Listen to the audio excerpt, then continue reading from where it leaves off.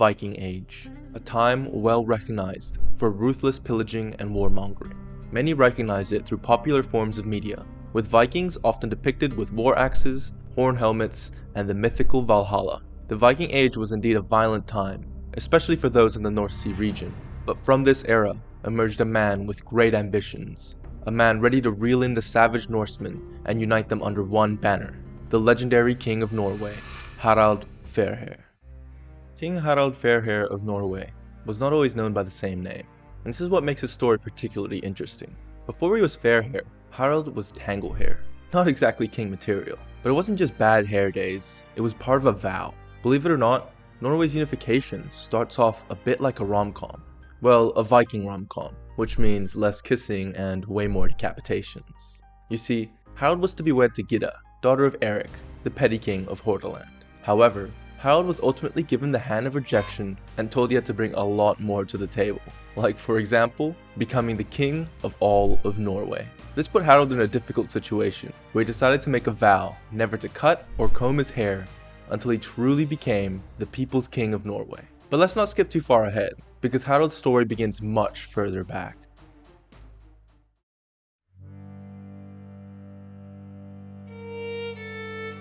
The accounts of Harald's life story are limited, but they can be pieced together through the King's Sagas, a collection of Old Norse stories retelling the lives of legendary Nordic kings. There are mentions of Harald Fairhair in just about every one of these sagas, but the Heimskringla provides some of the most detailed stories of his life. Harald was only 10 years old when he succeeded his father Halfdan the Black to reign over the Vestfold. As he grew up, many described him as becoming strong, comely, and manly. Many great qualities for a leader of the time. But Harald had a bit of a problem. Many of the chiefs surrounding him were looking to expand their lands, and Harald, being such a young leader, became a primary target. Luckily, when Harald came to power, his uncle Guthorm was placed as the head of government and commander of the lands, acting as regent until Harald came of age.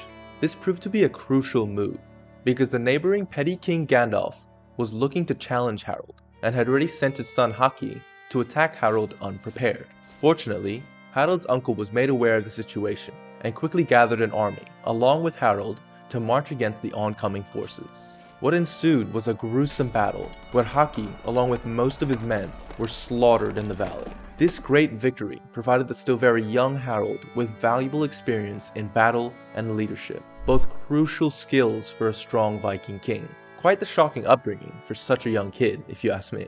But Harald didn't really have the time to process the trauma of ripping people's heads apart, because now Gandalf was already marching onto his lands in Vestfold. Harald had to rush back and march his army into another clash against Gandalf's troops. The battle was bloody, with Gandalf ultimately fleeing, leaving most of his men lying dead all over the battlefield. Harald, at such a young age, had seen things that would leave many with PTSD, but true to his nature as a Viking, there was no stopping this man. Defeating Gandalf was nowhere near enough to appease his ambitions. No, Harald wasn't going to stop until he ruled over all of Norway, and left a legacy as one of the legendary Viking kings.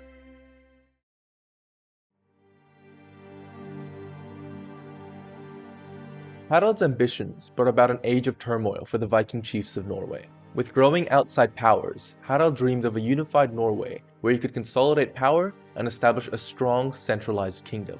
But the Norwegian chieftains weren't so willing to bend the knee and give up their lands to another. This left Harald with very limited options towards achieving his vision of a unified Norway. So in typical Viking fashion, he chose the most bloody and gritty path of waging a war of conquest, crushing all those who opposed him. What followed was an age of constant battle and plunder throughout the regions of Norway. First, he had to deal with the 4 petty kings of Uppland, looking to crush their plans of uniting against Harald. The kings were meeting at midnight to draw their plans, but Harald found out and quickly arranged for his troops to march on to their meeting grounds. Harald burnt down the houses where the kings were sleeping, ultimately killing 2 of the kings. However, Hogni and Frodi were able to slip away in the night with their men before regrouping and attacking Harald's troops. Both Hogni and Frodi fought to their last breath, with Harald once again coming out on top. This gave Harald newfound confidence to once again wage war against Gandalf in the south. After facing defeat at Harald's hands, Gandalf had retreated to his lands and gathered up his troops. Harald and Gandalf had several clashes before Gandalf was finally slain in battle,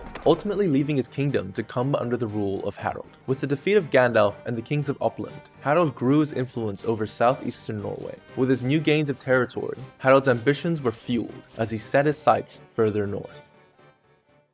Harald was looking to expand into the territories within Trøndelag. He decided to use violent tactics and pillage his way up, killing all the men and setting everything on fire. Word of this quickly spread, and many fled or begged for mercy. This tactic worked wonderfully for Harald, as the men begging for mercy could only obtain peace by joining him, therefore further bolstering his ranks. Harald was a vicious motherfucker, but he was also damn smart. He implemented new laws over his conquered lands. Heavy taxation and requirements for available levies provided the earls he put in place with a lot of money and power. This attracted the attention of capable and ambitious men within the Trøndelag region to flock to his cause in hopes of seeking a fortune for themselves. His expansion to Trøndelag had been smooth sailing so far. However, resistance gathered in Orkadal under Greiting, but standing up against Harald was a grave mistake. Most of the men were slaughtered, and Greiting was captured, forcing him to subject himself and his lands to Harald. Word of his victory in Trøndelag spread along with his plans to take over the whole region.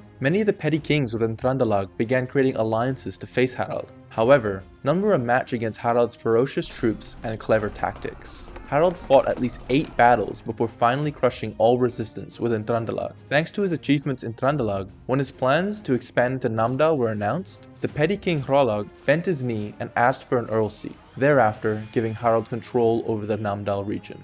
Harald was quickly expanding throughout the region of Norway, and now he was to set his sights southwards towards Mora. Mora was not coming down as easily as Namdal had. The many petty kings of Mora were proud people and great warriors, and they were unwilling to serve Harald. They thought it better to fall in battle for their kingdoms rather than willingly bend the knee to Harald. Harald fought King Hunthiof and his son Solv along with their ally King Nolfk in the Battle of Solsko. A retelling of the battle goes as such. Thus did the hero known to fame, the leader of the shields, whose name strikes every heart with dire dismay, launch forth his warships to the fray. 2 kings he fought, but little strife was needed to cut short their life. A clang of arms by the sea shore, and the shield's sound was heard no more. Harald killed the 2 kings, but Solv escaped and went further south. Solv regathered his troops in South Mora and allied himself with King Oddbjorn and Arnvid. He gave a strong speech about fighting to your last breath, just as his father once had, uniting the troops and increasing morale. They gathered a great force to halt Harald's advances south. They met him once again in Solsko, where they had a gruesome naval battle, with accounts that Harald was raging with anger and tore people to shreds, completely shifting the tide of the battle in his favor. King Arnvid and Oddbjorn were slain in battle, inspired by the words of Solv to fight to the last man. But Solv, being the little weasel he was, fled with his tail tucked between his legs. Harald was rapidly growing his domain, but still showed no signs of slowing down. With his victory in Solsko, Harald took control of the Mora region. In the following years, King Harald expanded his influence over the regions of Norway, crushing anyone who opposed him. By the year 872, he had brought most of Norway under his control, with only a few strong petty kings in the southwestern regions opposing him. To achieve his legendary status as a great Norse king, Harald began to gather his troops and look to complete his ambitions of a unified Norway.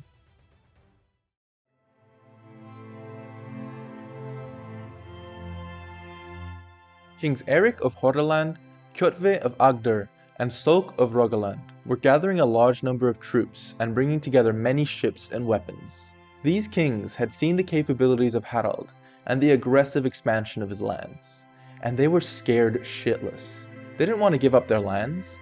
They had ruled over them for many years before Harald's time, but they could clearly see that Harald would pose a threat to their rule over their respective regions. So these once rivaling chiefs put away their swords and pride and took up arms together. They were preparing to take on Harald, and it looked like they might have a chance for victory. Erik, Kjotve, and Salk sailed to Hafrsfjord, where Harald awaited them. According to the Heimskringla, Erik and Salk had with them English and French men-at-arms, along with their own berserkers and tough champions. What followed was one of the greatest and most significant battles in Norse history. The battle was fought long and hard, with each side bringing large quantities of troops and intimidating war vessels. Although the petty kings brought large numbers, Harald was not intimidated in the slightest. With many years of constant battle under his belt, he launched his warships at the enemy without any hesitation. As the battle waged on, both Erik and Suk were slain along with a large number of their troops. But one of their most famous champions, Thor Haklan, wasn't ready to give up. He laid his ship against Harald's and boarded it in a desperate last attack. The clash was bloody, and Thor went berserk, taking many down with him. However, once Thor was slain, the tide of the battle was cleared, bringing victory to Harald. With Harald's victory in Hafrsfjord, Harald had now defeated the petty kings of Norway, placing most of the lands under his rule. His many enemies had to flee the lands of Norway, with many heading to places like the British Isles and Iceland. Harald had finally achieved his ambition to rule over the lands of Norway, fulfilling his vows. Therefore, during a feast in Mor, a little while after the unification of Norway, Harald had his Earl Ragnvald cut and comb his hair, where Ragnvald then gave him the distinguished name Harald Fairhair. Many agreed it was a great name because he in fact had very thick and beautiful hair. Harald Fairhair was a great and ambitious man, the first to unite the vicious kings of Norway. He achieved a legendary status and is forever remembered in the Norse saga of kings. He introduced several new laws and, importantly, the idea of a unified Norwegian kingdom. He lived a long life and faced many more challenging situations and opponents trying to tear down what he had built. But ultimately, Harald succeeded in his ambitions and left a familial legacy of the Fairhairs. According to some sources, Harald may have had up to 20 sons. However, he seemed to favor one of his boys, Erik, and would look to pass most of his lands to him. Erik was a ruthless man, and it was rumored that he ended up murdering a bunch of his brothers to secure his place on the throne. His ruthlessness later gave him the nickname Erik Bloodaxe, and his reputation would later cause issues during his rule. To prepare Erik, Harald placed him as co-ruler over Norway, giving him valuable experience and power. However, due to the laws of the time, the lands were once again split after Harald's death, with his sons getting their fair share of the inheritance. Erik was placed as the head king after Harald's death, and he ruled for a short time, but due to his tyrannical kingship, many of his vassals had a seething hatred against him. Furthermore, Erik killed all of his brothers out of fear of betrayal, leaving only one survivor, Hakon. Eventually, Erik's vassals grew tired of his tyranny and expelled him from the country, replacing him with his sole surviving brother, Hakon. From Tanglehair to Fairhair, from a love-rejected teen to king of a unified Norway, Harald's story has it all. Ambition, betrayal, battles, and quite the glow-up in the hair department. All in all, Harald lived a long and ambitious life, leaving quite a story behind for us to look back on. Harald was a very interesting character in history to cover, and I enjoyed every part of making this video. If you enjoyed this video, please consider subscribing and sharing with somebody else, and look forward to future videos, because I have big plans. Thanks for watching.